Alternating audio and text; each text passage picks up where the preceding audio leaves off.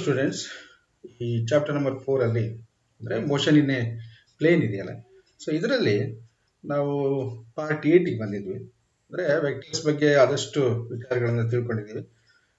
ವೆಕ್ಟರ್ಸ್ನ ಒಂದು resolving the vectors ಮತ್ತು ಹೇಗೆ ವೆಕ್ಟರ್ಸನ್ನು ನಾವು ಒಂದು ಡಿಫೈನ್ ಮಾಡಿದ್ವಿ ಮತ್ತು ಟೈಪ್ಸ್ ಆಫ್ ದ ವೆಕ್ಟರ್ಸ್ ಇವೆಲ್ಲ ನೋಡಿದ್ವಿ. ಇವತ್ತೇನು ಮಾಡುವಾಗ ಕೇಳಿದರೆ, ಈಗ ನಾವು ಮೋಷನ್ ಇನ್ ಎ ಪ್ಲೇನನ್ನು ಟಚ್ ಮಾಡಿದ್ವಿ ವೆಕ್ಟರ್ಸ್ ಕಲ್ತಾದ್ಮೇಲೆ.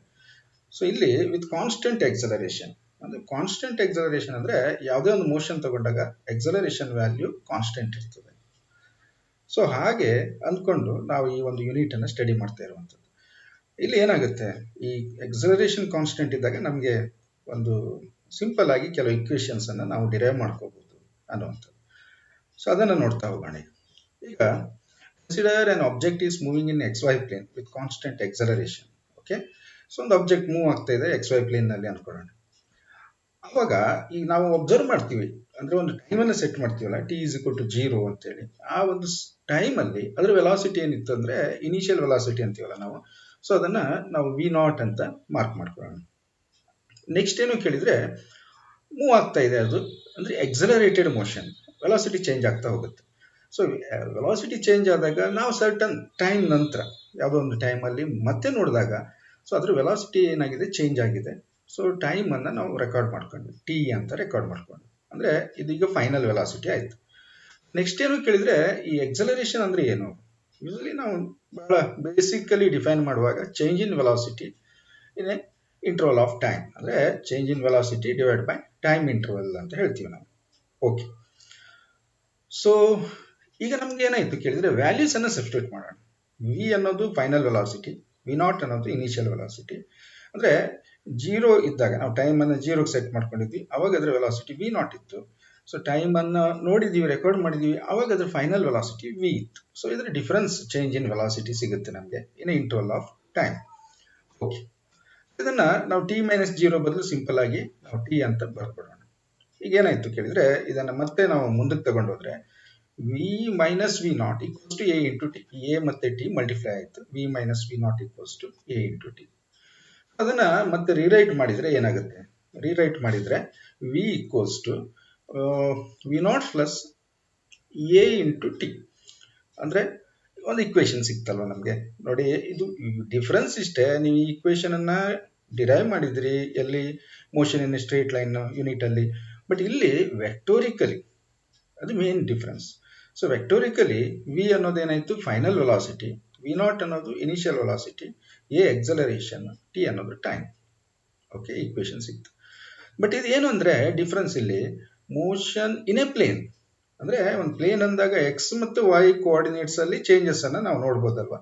ಸೊ ಹಾಗಾಗಿ ನಾವು ಇದನ್ನು ಕಂಪೋನೆಂಟ್ ಫಾರ್ಮ್ ಅಲ್ಲಿ ಬರೆಯೋದಾದ್ರೆ ಏನಾಗುತ್ತೆ, ಈಗ ಕಂಪೋನೆಂಟ್ ಫಾರ್ಮ್ ಅಲ್ಲಿ ಬರೆಯೋದಾದ್ರೆ Vx ಅಂದ್ರೆ ಎಕ್ಸ್ ಆಕ್ಸಿಸ್ ನಲ್ಲಿ velocity, final velocity equals to V0 x initial velocity along x axis plus Ax acceleration along x axis into t. ನೋಡಿ, ಕಂಪೋನೆಂಟ್ಗಳು ವೆಲಾಸಿಟಿ ವೆಕ್ಟರ್ ಬಂದಿದೆ, ಎಕ್ಸಲರೇಷನ್ ವೆಕ್ಟರ್ ಬಂದಿದೆ. ಅರ್ಥ ಆಗುತ್ತಲ್ವಾ? ಓಕೆ, ನೆಕ್ಸ್ಟ್ ಇನ್ನೊಂದು component ಅನ್ನ y Axis ಅಲ್ಲಿ ನಾವು ತಗೊಂಡಾಗ Vy is equal to V0y plus Ay into t. ಇದು ಕಂಪೋನೆಂಟ್ ಫಾರ್ಮ್ ಅಲ್ಲಿ. ಸೊ ನಮ್ಗೆ ಯೂಸ್ಫುಲ್ ಆಗೋದು ಇದು. ಈ ಕಂಪೋನೆಂಟ್ ಫಾರ್ಮ್ ಅಲ್ಲಿ ಇಕ್ವೇಶನ್ಸ್ ಬೇಕಿತ್ತು ನಮಗೆ, ನಾವು ಮುಂದೆ ಪ್ರೊಜೆಕ್ಟೈಲ್ ಮೋಷನ್ ಕಲಿಬೇಕಲ್ವಾ. ಸೊ ಅಲ್ಲಿ ಹೆಲ್ಪ್ ಆಗುವಂಥದ್ದು ಈ ಇಕ್ವೇಶನ್ಸ್. ಓಕೆ, ನೆಕ್ಸ್ಟ್ ನಾವೇನ್ ಮಾಡುವ ಕೇಳಿದ್ರೆ, ಈಗ ಪೊಸಿಷನ್ಸಿಗೆ ಹೋಗೋಣ. R0 and R be the position vectors of the particle at a time t is equal to 0 and t is equal to t. So position origin ಅಂದ್ರೆ ಗೊತ್ತಾಗತ್ತಲ್ಲ, ನಾವೆಲ್ಲ ಒಂದು ಫ್ರೇಮ್ ಆಫ್ ರೆಫರೆನ್ಸ್ ಹಾಕೊಂಡಿರ್ತೀವಿ, ಆ origin ನಲ್ಲೇ ಸ್ಟಾರ್ಟಿಂಗ್ ಪಾಯಿಂಟ್ ಆಗಿದ್ರೆ initial position ಅನ್ನ 0 ಅಂತ ಅಂದ್ಬಿಡ್ತೀವಿ ನಾವು. But ಕೆಲವೊಮ್ಮೆ ಏನಾಗುತ್ತೆ ಅಂದ್ರೆ ಸಿಚುವೇಶನ್ ಹಾಗಿರೋದಿಲ್ಲ. ನಾವು ಅಬ್ಸರ್ವ್ ಮಾಡೋ ಹೊತ್ತಿಗೆ ಒರಿಜಿನ್ ಇಂದ ಅದು ಸುಮಾರು ದೂರದಲ್ಲಿ ಇರ್ತದೆ. ಆ ದೂರದಲ್ಲಿದ್ದಾಗ ನಾವೇನು ಅನ್ಬೇಕು, ಹಾಗಾದ್ರೆ R0 ಅನ್ನ ಇನಿಷಿಯಲ್ ಪೊಸಿಷನ್ ಅಂತ ತಗೋತೀವಿ. ಸೊ ಆರ್ ಅನ್ನೋದು ಏನಾಯ್ತು ಕೇಳಿದ್ರೆ ಫೈನಲ್ ಪೊಸಿಷನ್. ನಾನು ಹೇಳ್ತಾ ಇರೋದು ಅರ್ಥ ಆಗುತ್ತಲ್ಲ, R0 ಅಂತ ತಗೊಂಡಿದ್ವಿ 0 ಬದಲು. ಯಾಕೆಂದ್ರೆ ನಾವು ಮಾರ್ಕ್ ಮಾಡುವ, ಈಗ ಸ್ಕೇಲ್ ತಗೊಂಡು ನೀವು ಮಾರ್ಕ್ ಮಾಡ್ತೀರಿ, 5 ಸೆಂಟಿಮೀಟರ್ ಮಾರ್ಕ್ ಮಾಡಿ ಅಂದ್ರೆ ಏನ್ ಮಾಡ್ತೀರಿ, 0ದಿಂದ 5 ಸೆಂಟಿಮೀಟರ್ ಮಾಡ್ತೀರಿ. ಕೆಲವೊಮ್ಮೆ ನಿಮ್ ಸ್ಕೇಲ್ ಏನೋ ಬ್ರೇಕ್ ಆಗಿದೆ ಅಥವಾ ಅದು ಮಾರ್ಕ್ ತೋರಿಸ್ತಾ ಇಲ್ಲ 0, 5 ಸೆಂಟಿಮೀಟರ್ ಮಾಡಿ ಅಂದಾಗ ಏನ್ ಮಾಡಬೇಕು, 2 ಸೆಂಟಿಮೀಟರ್ ಕ್ಲಿಯರ್ ಆಗಿ ತೋರಿಸ್ತಾ ಇದೆ. 2 ಏನಾಯ್ತು ಅವಾಗ ಇನಿಷಿಯಲ್ ಪೊಸಿಷನ್ ಆಯ್ತು. ಅದನ್ನೇ ಆರ್ ನಾಟ್ ಅಂತ ತಗೊಂಡಿರೋದು. ಪ್ಲಸ್ 5 ಅಂದರೆ ಎಷ್ಟಾಯಿತು? 7 ಅನ್ನೋದು ಆರ್ ಅಂದರೆ 5ನೇ, ಬಟ್ ಇನಿಷಿಯಲ್ ಪಾಯಿಂಟ್ 0 ಅಲ್ದಿದ್ರೆ ನಾವು ಆರ್ ನಾಟ್ ಅಂತ ತಗೋತೀವಿ, ಅಷ್ಟೇ ಡಿಫ್ರೆನ್ಸ್, ಮತ್ತೇನಿಲ್ಲ. ಓಕೆ, ಹಾಗಾಗಿ ಅಲ್ಲೂ ಕೂಡ ವೆಲಾಸಿಟಿ ನಾವು ನೋಡಿದಾಗ ವಿ ನಾಟ್ ಇದೆ, initial velocity, final velocity v ಇದೆ ಅನ್ಕೊಳ್ಳೋಣ. ಈಗ ಎಕ್ಸಲರೇಷನ್ ಕಾನ್ಸ್ಟೆಂಟ್ ಅಂತ ಗ್ಯಾರಂಟಿ ಇದೆ ನಮಗೆ, ಸ್ಟಾರ್ಟಿಂಗ್ ಇಂದನೂ ನಾವು ಅದನ್ನೇ ಮಾತಾಡ್ತಾ ಬಂದಿದ್ವಿ ಅಲ್ವಾ. As the acceleration is constant, ನಾವೇನು ಹೇಳ್ಬೋದು, ಎವರೇಜ್ ವೆಲಾಸಿಟಿ ಅಂದಾಗ ನಾವೇನು ಮಾಡ್ಬೋದು? ಎವರೇಜ್ ವೆಲಾಸಿಟಿ ಅಂದಾಗ ನಾವು initial velocity plus final velocity divide by 2. ನಾನು ಎವರೇಜ್ ವೆಲಾಸಿಟಿ ಬಗ್ಗೆ ಮಾತಾಡ್ತಿರೋದು. ಸೊ ಎರಡರ ಎವರೇಜ್ ವ್ಯಾಲ್ಯೂವನ್ನು ನಾವು ಹೇಳುವಾಗ ಏನು ಹೇಳ್ಬೋದು? Initial velocity plus final velocity divide by 2 ಮಾಡಿದರೆ ನಮ್ಗೆ ಎವರೇಜ್ ವೆಲಾಸಿಟಿ ಸಿಗುತ್ತೆ. ಓಕೆ, ಡಿಸ್ಪ್ಲೇಸ್ಮೆಂಟ್ ಈಸ್ ದ, ನೋಡಿ ಈ ಟೈಮಲ್ಲಿ ಡಿಸ್ಪ್ಲೇಸ್ಮೆಂಟ್ ಆಗಿದೆ. ಡಿಸ್ಪ್ಲೇಸ್ಮೆಂಟ್ ಅಂದರೆ ಮೋಷನ್ ಆಗಿದೆ, ಇಲ್ಲದೆ ಇದ್ರೆ ಚೇಂಜ್ ಇನ್ ಪೊಸಿಷನ್ ಇಲ್ಲದೆ ಇದ್ರೆ ವೆಲಾಸಿಟಿ ಬರ್ತಾ ಇರಲಿಲ್ಲ. So the displacement is the average velocity multiply by the time interval. ಹಾಗೆ ಈಗ ವೆಲಾಸಿಟಿ ಅಂದ್ರೆ ಏನು? ಡಿಸ್ಪ್ಲೇಸ್ಮೆಂಟ್ ಡಿವೈಡ್ ಬೈ ಟೈಮ್ ಅಲ್ವಾ, time interval. Displacement divide by time interval. ನೀವು ಆ ಒಂದು ಈಕ್ವೇಷನ್ಗೆ ಟೈಮ್ ಇಂಟರ್ವಲ್ ಇಂದ ಮಲ್ಟಿಪ್ಲೈ ಮಾಡಿದ್ರೆ ಏನಾಗುತ್ತೆ? Velocity into time interval left ಸೈಡಲ್ಲಿ. ರೈಟ್ ಸೈಡಲ್ಲಿ ಏನಾಗುತ್ತೆ? Displacement divide by time interval into time interval displacement ಮಾತ್ರ ಉಳ್ಕೊಳ್ಳುತ್ತೆ. ಕರೆಕ್ಟಾ? ಅದು ಇಲ್ಲಿ ಹೇಳಿರೋದು. The displacement is the average velocity multiplied by the time interval. Okay, so ನಾವು ಅದಕ್ಕೆ ಏನು ಮಾಡೋಣ ಕೇಳಿದ್ರೆ, ಈ ಡಿಸ್ಪ್ಲೇಸ್ಮೆಂಟ್ ಅನ್ನೋದು ಏನು ನಮಗೆ ಗೊತ್ತಿದೆ, final position minus initial position, r minus r not. So that is equals to, ಈಗ ನಮ್ಗೆ ಗೊತ್ತಿದೆ ಎವರೇಜ್ ವೆಲಾಸಿಟಿಗೆ ಟೈಮಿಂದ ಮಲ್ಟಿಪ್ಲೈ ಮಾಡಿದರೆ ಅದು ಡಿಸ್ಪ್ಲೇಸ್ಮೆಂಟ್ಗೆ ಈಕ್ವಲ್. ಹಾಗಾಗಿ ಅವೆರಡನ್ನ ನಾವು ಈಕ್ವೇಟ್ ಮಾಡಿದ್ವಿ, ಇವೆರಡು ಈಕ್ವಲ್ ಅಂತ ಹೇಳ್ತೀವಿ ನಾವು. ಓಕೆ, ಇದನ್ನ ನಾವು ಏನ್ ಮಾಡುವ ಕೇಳಿದ್ರೆ, ಈ ವಿ ಇದೆಯಲ್ಲ ಇಲ್ಲಿ ಫೈನಲ್ ವೆಲಾಸಿಟಿಗೆ, ಇದಕ್ಕೊಂದು ಇಕ್ವೇಶನ್ ಆಲ್ರೆಡಿ ನೋಡಿದೀವಿ ನಾವು, ಅದನ್ನ ಸಬ್ಸ್ಟಿಟ್ಯೂಟ್ ಮಾಡೋಣ. ಅದನ್ನ ಸಬ್ಸ್ಟಿಟ್ಯೂಟ್ ಮಾಡಿದ್ರೆ ಏನಾಗುತ್ತೆ? ವಿ ಇರೋ ಜಾಗದಲ್ಲಿ v not plus a t ಅಂತ ಸಬ್ಸ್ಟಿಟ್ಯೂಟ್ ಮಾಡಿದ್ವಿ. ಓಕೆ ಫೈನ್, ಉಳಿದೆಲ್ಲ ಹಾಗೆ ಇದೆ. ಇಲ್ಲಿ ನೋಡಿ, ವಿ ಇರೋ ಜಾಗದಲ್ಲಿ v not plus a t ಇಷ್ಟನ್ನು ಸಬ್ಸ್ಟಿಟ್ಯೂಟ್ ಮಾಡಿದ್ದೀವಿ. ಆಲ್ರೆಡಿ ವಿ ನಾಟ್ ಹಾಗೆ ಇದೆ, ಡಿವೈಡ್ ಬೈ 2 ಹಾಗೆ ಇದೆ, ಮಲ್ಟಿಪ್ಲೈಡ್ ಬೈ ಟೈಮ್ ಹಾಗೆ ಇದೆ, ಯಾವುದು ಚೇಂಜ್ ಆಗಿದೆ. ಓಕೆ, ಸೊ ನೆಕ್ಸ್ಟ್ ಏನು ಕೇಳಿದ್ರೆ, ಇದನ್ನು ನಾವು ಸಿಂಪ್ಲಿಫೈ ಮಾಡೋಣ. ಸಿಂಪ್ಲಿಫೈ ಮಾಡೋಕೆ ಏನು ಮಾಡೋಣ? R minus r not equals to, ಒಂದು ವಿ ನಾಟ್ ಇಲ್ಲಿದೆ, ಪ್ಲಸ್ ಇದೆ ನೋಡಿ, ಮಲ್ಟಿಪ್ಲಿಕೇಶನ್ ಏನೂ ಇಲ್ಲ ಇದ್ರ ಒಳಗಡೆ, ಪ್ಲಸ್ ವಿ ನಾಟ್ ಇಲ್ಲಿದೆ. So 2 times v not plus a into t ಹಾಗೆ ಉಳಿಯುತ್ತೆ, divide by 2 multiplied by t ಎಲ್ಲ ಹಾಗೆ ಇದೆ. ಓಕೆ, ಇದೇ ಇಕ್ವೇಶನ್ ಅನ್ನು ಮತ್ತೆ ಸಿಂಪ್ಲಿಫೈ ಮಾಡೋಣ ನಾವು. ಏನಾಯ್ತು ಈಗ? R minus r not equals to 2 times v not t. ಏನಾಯ್ತು? ಟಿ ಮಲ್ಟಿಪ್ಲೈ ಮಾಡಿದ್ವಿ ನ್ಯೂಮರೇಟರ್ಗೆ ಈಚ್ ಟರ್ಮ್ ಅನ್ನು, 2 times v not T plus a t ಒಂದು ಆಲ್ರೆಡಿ ಇತ್ತಲ್ವಲ್ಲಿ, ಟಿ ಸ್ಕ್ವೇರ್ ಆಯ್ತು, ಡಿವೈಡ್ ಬೈ 2 ಆಯ್ತು. Okay fine. ನೆಕ್ಸ್ಟ್ ಏನು ಕೇಳಿದ್ರೆ, ಈ 2 ಇಂದ ಡಿವೈಡ್ ಮಾಡೋಣ, ಯಾಕೆಂದ್ರೆ ಕಾಮನ್ ಡಿನಾಮಿನೇಟರ್ ಅಲ್ವಾ 2 ಎರಡು ಟರ್ಮಿಗೆ.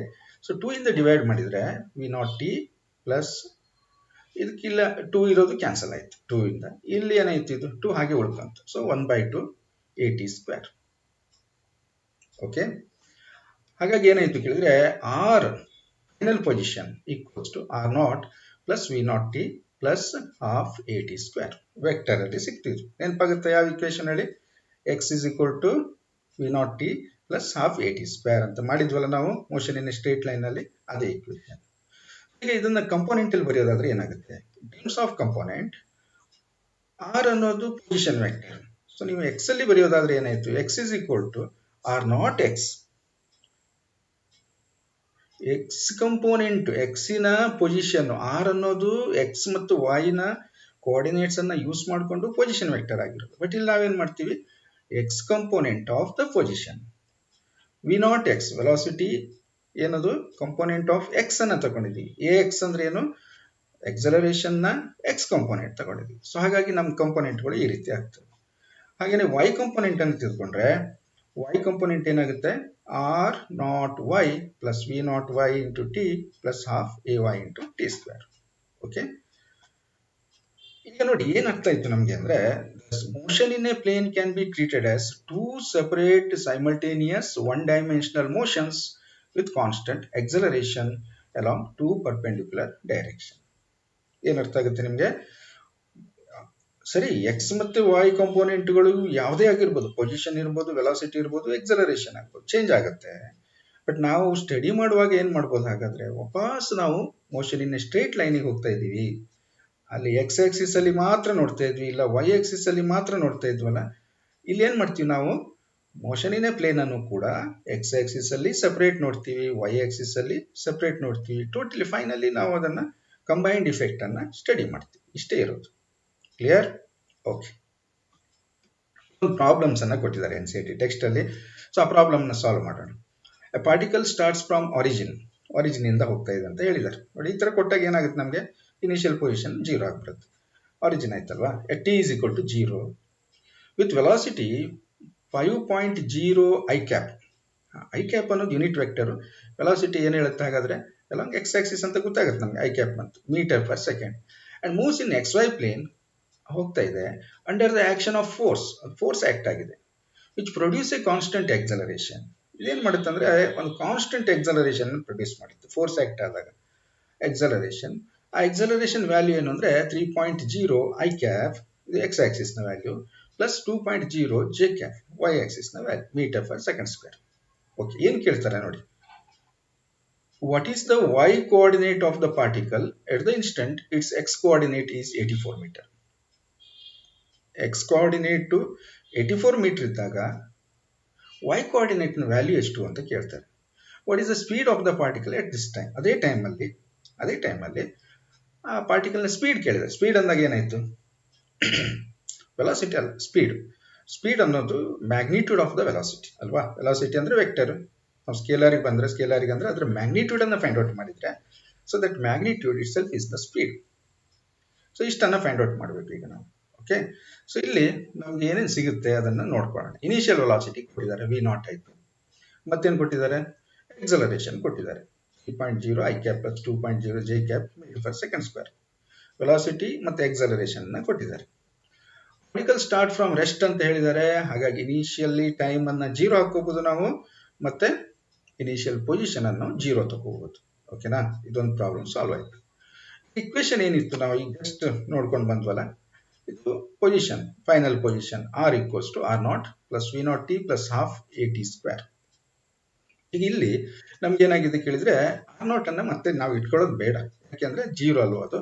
ಸೊ ಅದನ್ನ ಬಿಟ್ಕೊಡ್ಬೋದು. ಯಾಕೆ ಬಿಟ್ವಿ ನಾವು, ಇಲ್ಲಿ ಕ್ವಶನ್ ಅಲ್ಲಿ ಏನ್ ಕೊಡ್ತಾರೆ, ಪಾರ್ಟಿಕಲ್ ಸ್ಟಾರ್ಟ್ಸ್ ಫ್ರಮ್ ಆರಿಜಿನ್ ಅಂತ ಕೊಡ್ತಾರೆ, ಆರಿಜಿನ್ ಅಲ್ಲಿ ಸ್ಟಾರ್ಟ್ ಆಗಿರುವಂತದ್ದು. ಸೊ ಹಾಗಾಗಿ ನಾವೇನ್ ಮಾಡ್ಬೋದು, ಆ ಒಂದು r0 ಅನ್ನ 0 ಅಂತ ಸಬ್ಸ್ಟಿಟ್ಯೂಟ್ ಮಾಡಿದ್ರೆ ಈಕ್ವೇಶನ್ ಅಲ್ಲಿ ಈ ರೀತಿ ಆಗುತ್ತೆ. Okay, fine. ನೆಕ್ಸ್ಟ್ ಸಬ್ಸ್ಟಿಟ್ಯೂಟ್ ಮಾಡಿ ವ್ಯಾಲ್ಯೂಸ್ ಅನ್ನ ನೋಡಿ. r0 ಅನ್ನೋದೇನು 0 ಆಗಿದೆ, ಉಳಿದಿರೋದೇನು v0t plus half at square. v0 ಅನ್ನೋದೇನು ಇನಿಷಿಯಲ್ ವೆಲಾಸಿಟಿ. ಸೊ ಹಾಗಾಗಿ ಏನಾಯ್ತು, initial velocity into t plus 1.5i plus 1.0 that is acceleration. ಹೇಗೆ ಬಂತು ಅಂತ ಗೊತ್ತಾಯ್ತಾ, 2 ಇಂದ ಡಿವೈಡ್ ಮಾಡಿಬಿಟ್ಟು, ಇಲ್ಲಿ 1/2 a ಇತ್ತಲ್ವಾ. ಸೊ 2 ಇಂದ ಡಿವೈಡ್ ಮಾಡಿದ್ರೆ 3.0 ಐ ಕ್ಯಾಪ್ ಇರೋದು 1.5 ಐ ಕ್ಯಾಪ್, ಮತ್ತೆ 2.0 ಜೆ ಕ್ಯಾಪ್ ಇರೋದು 1.0 J cap into t square ಹಾಗೆ ಇದೆ. ಈ ಇಕ್ವೇಶನ್ ನೋಡ್ಕೊಳ್ಳಿ, ಗೊತ್ತಾಗುತ್ತೆ ನಿಮಗೆ. ಸೊ ಇಲ್ಲಿ ಡೈರೆಕ್ಟ್ ಡಿವೈಡ್ ಮಾಡಿದ್ದೀನಿ ನಾನು 1/2 ಇಂದ, ನಿಮ್ಗೆ ಅರ್ಥ ಆಗುತ್ತೆ, ನೀವೆಲ್ಲ ಮ್ಯಾಥಮೆಟಿಕ್ಸ್ ಎಲ್ಲ ಎಕ್ಸ್ಪರ್ಟ್ ಇದ್ರಿ ಅಂತ ಗೊತ್ತು. ಸೊ ನೆಕ್ಸ್ಟ್ ಏನಾಯ್ತು ಕೇಳಿದ್ರೆ, ನಾವು ಇದರ ಸಿಂಪ್ಲಿಫೈ ಮಾಡಿದ್ರೆ 5.0 ಐ ಕ್ಯಾಪ್ ಇರುವಂತದ್ದು ವಿತ್ ಟಿ ಅಂಡ್ 1.5 ಈ ಟಿ ಸ್ಕ್ವೇರ್ ಅನ್ನು ಒಳಗಡೆ ತಗೊಂಡು ಬಂದ್ರೆ 1.5 ಟಿ ಸ್ಕ್ವೇರ್ ಐ ಕ್ಯಾಪ್ ಮತ್ತೆ ಟಿ ಸ್ಕ್ವೇರ್ ಇದ್ರ ಜೊತೆ ಸೇರಿದ್ರೆ 1.0 t square J cap. Correct ಆಯ್ತಾ? ಓಕೆ. ಈಗ ಐ ಕ್ಯಾಪ್ ಇರೋದು 2 ಇದೆ ನೋಡಿ, ಇಲ್ಲಿ 2 ಟರ್ಮ್ ಇದೆ. ಸೊ ಹಾಗಾಗಿ ಕಾಮನ್ ಅನ್ನ ನಾವು ತೆಗಿಬಹುದು. ಯಾವುದು, ಐ ಕ್ಯಾಪ್ ಅನ್ನು ಕಾಮನ್ ತೆಗಿಯೋಣ. ಸೊ ಅವಾಗ ಏನಾಯ್ತು, 5.0 t plus 1.5 t square i cap 1.0 t square J cap ಆಯ್ತು. ಏನ್ ಮಾಡಿದ್ವಿ, ಜಸ್ಟ್ ನಾವು ಈ ಇಕ್ವೇಶನ್ ಅಲ್ಲಿ ವ್ಯಾಲ್ಯೂಸ್ ಅನ್ನ ಸಬ್ಸ್ಟಿಟ್ಯೂಟ್ ಮಾಡಿದ್ವಿ, ಮತ್ತೇನು ಮಾಡಲಿಲ್ಲ ನಾವು. ಕರೆಕ್ಟಾ? ಓಕೆ, ನಮ್ಗೆ ಈಗ ಇಕ್ವೇಶನ್ ಇದು ಸಿಕ್ಕಿದೆ ನಮ್ಗೆ. ಆ ಇಕ್ವೇಶನ್ ಅನ್ನ ತಗೊಂಡು ನಾವು ನೆಕ್ಸ್ಟ್ ಏನ್ ಮಾಡ್ಬೋದು, ನೋಡಿ, ಐ ಕ್ಯಾಪ್ ಇರೋದು ಎಕ್ಸ್ ಕಂಪೋನೆಂಟ್, ಜೆ ಕ್ಯಾಪ್ ಇರೋದು ವೈ ಕಂಪೋನೆಂಟ್. ಕರೆಕ್ಟಾ? ಎಸ್. ಹಾಗಾಗಿ ಏನಾಯ್ತು ಕೇಳಿದ್ರೆ, y equals to 1.0 t square, x equals to 5.0 t plus 1.5 t square. X ಮತ್ತೆ ವೈ ಕಂಪೋನೆಂಟ್ ಗಳನ್ನ ಸಪರೇಟ್ ಮಾಡ್ಕೊಂಡು ಓಕೆ, ಇಲ್ಲಿ ಏನು ಹೇಳಿದ ಕ್ವಶನಿಗೆ ಬರೋಣ. ನಾವು ಇಷ್ಟು ನಾವೀಗ ಅವ್ರು ಏನೇನು ಹೇಳಿದಾರೋ ಅದಷ್ಟನ್ನ ಮಾಡ್ಕೊಂಡಿದ್ವಿ. What is the y coordinate of the particle at the instant its x coordinate is 84 meter? x value 84 ಆದ್ರೆ y ವ್ಯಾಲ್ಯೂ ಎಷ್ಟು ಅಂತ ಕೇಳಿದ್ದಾರೆ ಅಲ್ವಾ. Okay, so x is equal to 84 metre ಇದು ಕೊಟ್ಟಿರೋದು ಕ್ವಶನ್ ಅಲ್ಲಿ. ನಾವೇನ್ ಮಾಡುವ ಕೇಳಿದ್ರೆ ಸಬ್ಸ್ಟಿಟ್ಯೂಟ್ ಮಾಡೋಣ. ಎಕ್ಸ್ ಇರೋ ಜಾಗದಲ್ಲಿ 84 equals to 5.0 t plus 1.5 t square ಆಯಿತು. ರೀರೈಟ್ ಮಾಡಿದನ್ನ 1.5 ಟಿ ಸ್ಕ್ವೇರ್ ಪ್ಲಸ್ 5 ಟಿ, 5.0 ಅಂದರೆ 5 ಟಿ ಬರೀರಿ, ನೋ ಪ್ರಾಬ್ಲಮ್. 84 ಈಚೆ ಬಂದರೆ ಮೈನಸ್ 84 ಈಕ್ವಲ್ಸ್ ಟು 0. ಒಂದು ಕ್ವಾಡ್ರಾಟಿಕ್ ಈಕ್ವೇಷನ್ ಆಯಿತು. ಸೊ ಈ ಈಕ್ವೇಷನ್ ಅಲ್ಲಿ ನಾವು ಸಾಲ್ವ್ ಮಾಡಬೇಕಲ್ವಾ. ಈಗ 1.5 ಇಲ್ಲಿದೆ, a x square plus b x plus c formula ಇದೆ. ಇದು ಒಂಚೂರು ಕಾಂಪ್ಲಿಕೇಟೆಡ್ ಇದೆ ಅನ್ಸುತ್ತೆ, ನೋಡಿ ಹೇಗೆ ಅಂತೇಳಿ. 1.5 ಇರೋದ್ರಿಂದ ಸ್ವಲ್ಪ ಕಷ್ಟ ಆಗುತ್ತೆ. ಇಂಟು ಮೈನಸ್ 84, ಸೊ ಮೈನಸ್ 126 ಬಂತು. ನಮಗೆ ಏನಾಗಬೇಕು ಕೇಳಿದ್ರೆ, ಯೂಶಲಿ ನಾವು ಇದನ್ನು ಹೇಗೆ ಮಾಡ್ತೀವಿ ಅಂದರೆ 126 ಅನ್ನು ತಗೋತೀವಿ, divide by 2 63, divide by 3 21, divide by 3 7 by 1, ಕರೆಕ್ಟಾ. ಈಗ ಈ ಫ್ಯಾಕ್ಟರ್ಸ್ ಅನ್ನು ನಾವೇನ್ ಮಾಡ್ತೀವಿ, ಸೆಲೆಕ್ಟ್ ಮಾಡ್ತೀವಿ. ಹೇಗೆ ಅಂದ್ರೆ ಮಲ್ಟಿಪ್ಲೈ ಮಾಡಿದಾಗ ಮೈನಸ್ 126 ಬರಬೇಕು, ಮತ್ತೆ ಅದನ್ನ ಆಡ್ ಮಾಡಿದಾಗ 5 ಬರಬೇಕು. ಸೊ 1 ಪ್ಲಸ್ 1 ಮೈನಸ್ ಇದ್ರೆ ಮೈನಸ್ 126 ಬರುತ್ತೆ. ಸೊ ಪ್ಲಸ್ 14 ಮೈನಸ್ 19 ಹಾಕೊಂಡ್ರೆ, ಸಾರಿ ಮೈನಸ್ 9 ಹಾಕೊಂಡ್ರೆ 5 ಬರುತ್ತೆ, ಕರೆಕ್ಟಾ. ಇಷ್ಟಾದ್ಮೇಲೆ ನಾವೀಗ ಫ್ಯಾಕ್ಟರೈಸ್ ಮಾಡಿ ಇದನ್ನ ಸಿಂಪ್ಲಿಫೈ ಮಾಡಿ ಟಿ ಅನ್ನ ಇವ್ಯಾಲ್ಯೂಯೇಟ್ ಮಾಡ್ಬೋದು. ಓಕೆ, ಇಕ್ವೇಶನ್ ಏನಾಯ್ತು ಈಗ ಕೇಳಿದ್ರೆ 1 t square plus 14 t minus 9 t minus 84 equals to 0. ನಾವು ಇದನ್ನ ಹೊಡೆದಿದ್ವಿ, ಒಂದು ಈ ಮಿಡ್ ಟರ್ಮ್ ಇದೆಯಲ್ಲ ಇದು, ಈ ಟರ್ಮ್ ಅನ್ನ ನಾವು ಹೊಡೆದು ಸ್ಪ್ಲಿಟ್ ಮಾಡಿ 2 ಟರ್ಮ್ಸ್ ಮಾಡ್ಕೊಂಡಿದ್ವಿ. ಇಕ್ವೇಶನ್ ಏನು ತೊಂದರೆ ಆಗಲಿಲ್ಲ ನಮ್ಗೆ. ಅದನ್ನ ನಾವು ಏನ್ ಮಾಡಬೇಕು, ಸಾಲ್ವ್ ಮಾಡಬೇಕು. ನಮಗೆ ಮ್ಯಾಥಮೆಟಿಕ್ಸ್ಗೆ ಬಂದ್ಬಿಟ್ವಿ. ಈಗ ನಾವು ಫಿಸಿಕ್ಸ್ ಇಲ್ಲಿ ನಿಂತೋಯ್ತು, ಇನ್ನು ಮುಂದೆ ಏನಿರೋದು ಮ್ಯಾಥಮೆಟಿಕ್ಸ್. ಓಕೆ, ಸೊ ಈ ಇಕ್ವೇಶನ್ ಅನ್ನ ಸಾಲ್ವ್ ಮಾಡಬೇಕಲ್ವಾ. ನಮಗೆ ಈ 1.5 t square plus 14 t minus 9 t minus 84 ಇದೆ.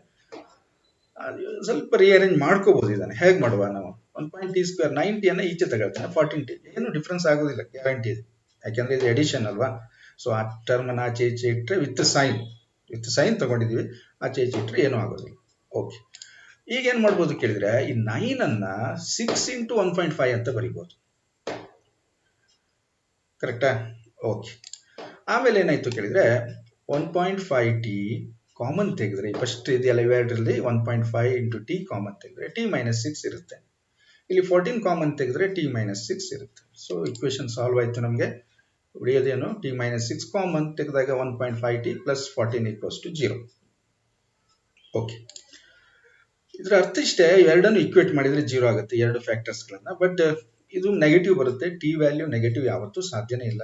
ಹಾಗಾಗಿ t minus 6 is equal to 0 ತಗೊಂಡ್ರೆ ನಮ್ಗೆ ಏನಾಗುತ್ತೆ ಕೇಳಿದ್ರೆ t is equal to 6 second ಬರುತ್ತೆ.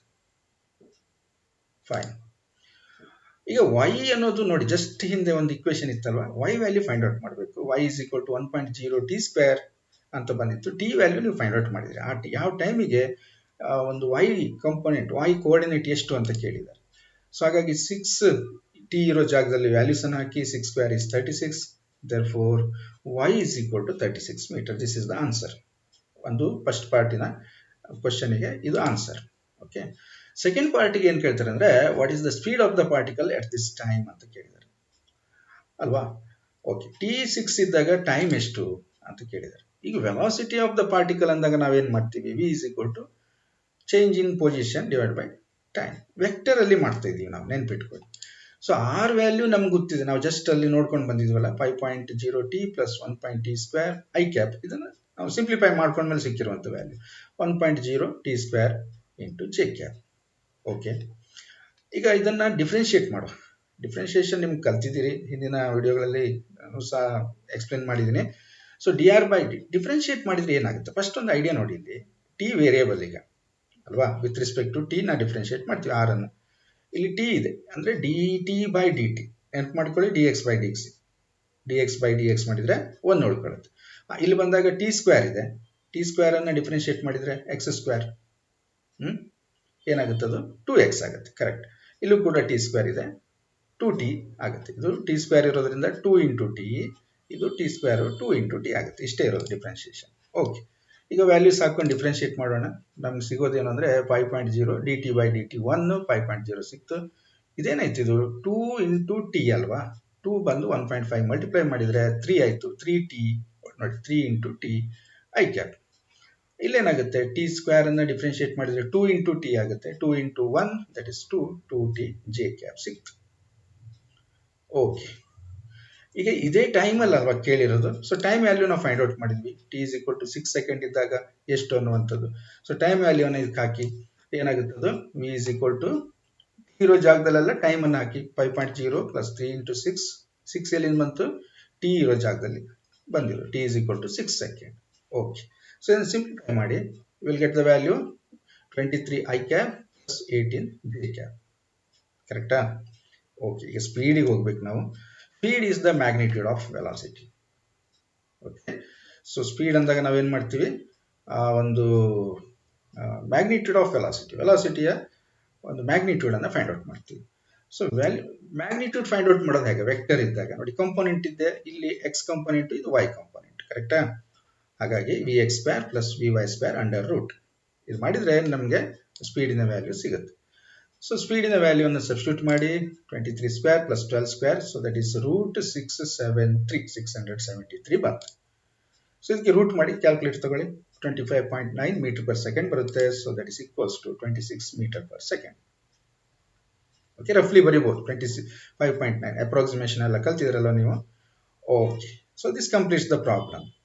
ಕರೆಕ್ಟಾ? ಬಟ್ ಈ ಇಕ್ವೇಷನ್ ಬಗ್ಗೆ ನಿಮ್ಗೆ ಒಂಚೂರು ಡೌಟ್ ಬಂತು, ಸರ್ ಅಷ್ಟೆಲ್ಲ ಕಷ್ಟಪಟ್ಟು ಯಾಕೆ ಮಾಡ್ತೀರಿ, ಡೈರೆಕ್ಟ್ ಮಾಡ್ಬೋದಲ್ಲ. ಇನ್ನೂ 2 ಮೆಥಡ್ ಇದೆ ಇದಕ್ಕೆ ಸಾಲ್ವ್ ಮಾಡಲಿಕ್ಕೆ. ಓಕೆ, ನೀವು ನನಗಿಂತ ಚೆನ್ನಾಗಿ ಮ್ಯಾಥಮೆಟಿಕ್ಸ್ ಗೊತ್ತಿದೆ ನಿಮಗೆ. ಬಟ್ ನೋಡಿ, ಈಗ ಏನು ಮಾಡ್ಬೋದು, ಡೈರೆಕ್ಟ್ ಫಾರ್ಮುಲಾ ಹಾಕ್ಬೋದು. Minus b plus or minus square root of b square minus 4ac divide by 2a. So ಇದರಲ್ಲಿ ಕಂಪೇರ್ ಮಾಡಿ, ax square plus bx plus c equals to 0. A b c value ಯಾವುದು? So a ಅನ್ನೋದು 1.5, B ಅನ್ನೋದು 5 ಇದೆ, C minus 84 ಇದೆ. With sign ಹಾಕ್ಬೇಕು ನಾವು. So ಎಲ್ಲ ವ್ಯಾಲ್ಯೂಸನ್ನು ಅಲ್ಲಿ ಸಬ್ಸ್ಟಿಟ್ಯೂಟ್ ಮಾಡಿ. ಸೊ ಬಿ ಇದ್ದಲ್ಲಿ ಮೈನಸ್ 5 ಬಂತು, ಬಿ ಸ್ಕ್ವೇರ್ ಆಯಿತು, ಪ್ಲಸ್ ಆಗುತ್ತೆ, ಸ್ಕ್ವೇರ್ ಮಾಡಿದಾಗ 4 ಇಂಟು 1.5 ಇಂಟು ಮೈನಸ್ 84 ಇದು ಮಲ್ಟಿಪ್ಲೈ ಆಗುತ್ತೆ. ಸೊ ನೆಕ್ಸ್ಟ್ ಇದನ್ನು ಸಿಂಪ್ಲಿಫೈ ಮಾಡಿ. So minus 5 plus or minus root ಒಳಗಡೆ 25, ಇದು ಮೈನಸ್ ಇಂಟು ಮೈನಸ್ ಪ್ಲಸ್ 504. ಕರೆಕ್ಟಾ? Minus 5 plus or minus square root of 529 by 3, 529 ಬಂತು. ಈಗ ಇದ್ರ ರೂಟ್ ಮಾಡಿ, 529ಗೆ ರೂಟ್ ಮಾಡಿದರೆ ಎಷ್ಟು ಬರುತ್ತೆ? 23 ಬರುತ್ತೆ. 23. So t equals to minus 5 plus or minus 23 by 3. ಈಗ ಇಲ್ಲಿ ನಾವೇನು ಮಾಡುವ ಗೊತ್ತಾ, ಟಿ ಅನ್ನೋದು ಮೈನಸ್ ವ್ಯಾಲ್ಯೂ ಆಗ್ಲಿಕ್ಕೆ ಸಾಧ್ಯ ಇಲ್ಲ, ಟೈಮ್ ಅಲ್ವಾ ಅದು, ಪ್ಲಸ್ ಬೇಕು ನಮಗೆ. ಮೈನಸ್ 5 ಪ್ಲಸ್ 23 ತೆಗೆದುಕೊಳ್ಳೋಣ. So minus 5 plus 23 divide by 3 ಎಷ್ಟಾಯಿತು? ಮೈನಸ್ 5 ಪ್ಲಸ್ 23 18 ಬಂತು, plus 18 divide by 3 that is 6. So t is equal to 6 second. ಇದು ಒಂದು ಮೆಥಡ್ ಇದೆ. ಸೊ ಇನ್ನೂ ಒಂದು, ಇದಕ್ಕೇನೆ ನಾವು 2 ಇಂದ ಮಲ್ಟಿಪ್ಲೈ ಮಾಡಿಕೊಂಡು ಅದನ್ನು ಮಾಡ್ಬೋದು. So many methods are there. Next ಏನು ಕೇಳಿದ್ರೆ ಈ ಪಾರ್ಟನ್ನು ಇಲ್ಲಿ ಕ್ಲೋಸ್ ಮಾಡುವ. ಸೊ ನೆಕ್ಸ್ಟ್ ಪಾರ್ಟು ಒಂದು important relative velocity in vector ಫಾರ್ಮಲ್ಲಿ ಎಕ್ಸ್ಪ್ಲೇನ್ ಮಾಡ್ತೇನೆ. ಸೊ ಅದನ್ನು ಅರ್ಥ ಮಾಡ್ಕೊಳ್ಳಿ. Okay, thank you for watching.